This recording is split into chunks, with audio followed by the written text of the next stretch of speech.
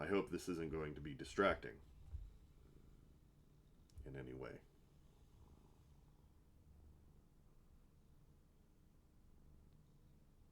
Salutations, fellow nerds. I'm Rick Y, the Wise Guy, and today's January 8th, 2025. Hopefully, I've gotten the audio kind of worked out. I've been playing with it, um, and I'm seeing your comments. I'm trying my best. Hopefully, I can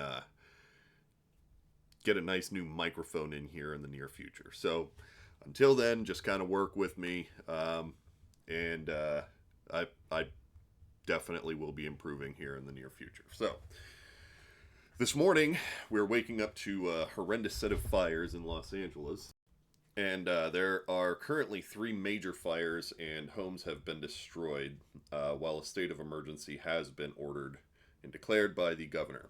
So, if you dig news, history, or Americana in general, make sure to hit that like and subscribe button. Sit a spell. Take your shoes off. This morning, a large fire burned 9 square kilometers in LA. And another one not far off from that, the Hearst fire, I believe, it grew to a size of 500 acres or 202 hectares.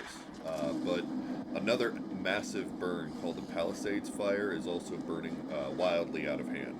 And it's covered about 4.5 square miles or 11.6 square kilometers. But it threatens homes and lives as it tears across the West LA. Some of those who have been forced to evacuate are not just the local residents, like the normal average Joe, but Hollywood stars like Mandy Moore and Mark Hamill have also been evacuated from their homes. As of recording this, over 1,000 structures have been destroyed. A huge reason for this is due to high winds associated with what are called the Santa Ana winds, which are super dry, hot winds, warm, that push down from the east and they go westward toward the ocean off of the mountains. So they kind of push over and down. And right now there are images of huge luxurious homes that have been gutted by the fire. Some folks have abandoned their vehicles as roads have become impassable. And they've hiked on foot to safety with their family and their friends. Although some helicopters have been able to drop some water from overhead, the winds are making it basically impossible for other aircraft to deliver much needed moisture to the incredibly dry areas that are now being threatened by the flames. The issue with the impassability with the roads was that emergency vehicles had difficulty navigating, and a bulldozer was employed to actually move some of the vehicles off of the road to clear the path. Another fire in Silmar in the San Fernando Valley has also been reported, as well as a smaller one in Coachella. More than 1,400 firefighters have been called into action to fight the fires. And coincidentally, Joe Biden was in the area as well, as he was supposed to open 2 new national monuments here, but that was clearly called off. He's currently staying in the area for now, where he was able to actually see smoke from the hotel room that he's staying at. Currently, 30,000 residents in the Palisades area are under evacuation orders, and more than 13,000 structures were in direct threat of the firestorm. At the moment, that's really all we have, and I'm sure we will get more information as it comes to light. A lot of people are going to have the worst days of their lives in the week to come, and some of them will have lost everything. So I'm going to try and get some organizations out there to you guys that y'all can donate to, if you can, or if you wish to offer anything for these communities.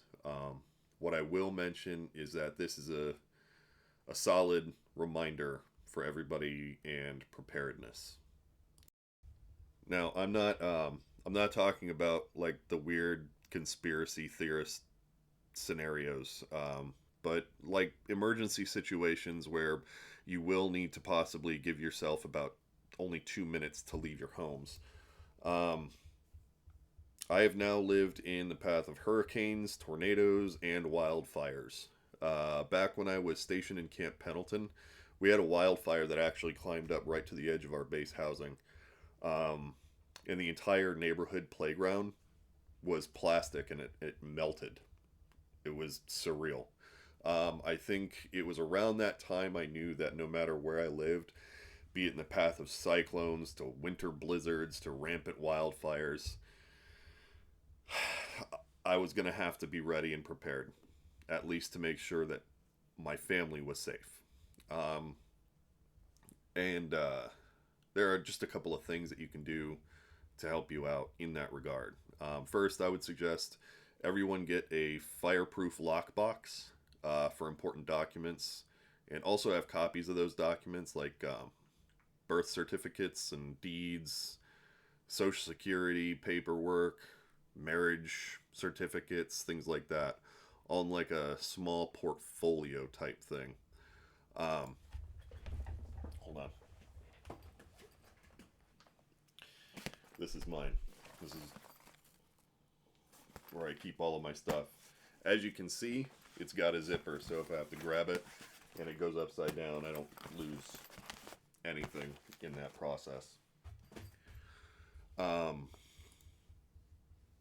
if I ever need to like move quickly, everything's all together in one place.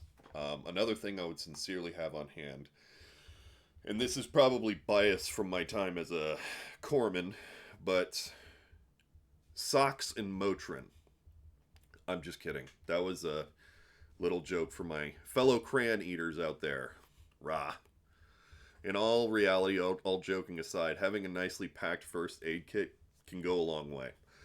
Some can be pricey, so it can be beneficial to start small and just kind of build it yourself little by little if you need to, while having a quick one like ready that you can get from any like Bass Pro Shops or outposts or whatever hunting and fishing spot you have nearby.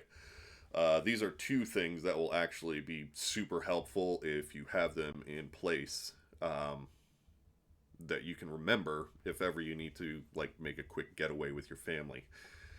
As this story continues here in California, I will try to get some updates. So, uh, since it's relatively local, although the house here is well out of range of these fires, I will um, I'll put out all the information that I can from where I am. And y'all don't have to worry about me. If the fires begin to threaten us, we will have left already because so much will have had to go down for that to happen, for it to get over here. So we're safe, we're fine. So as it comes, I will definitely deliver it. And if you dig what I have to present, like I mentioned before, make sure to hit that like and subscribe button. In the video comments below, I'm actually going to list several different organizations that you can help to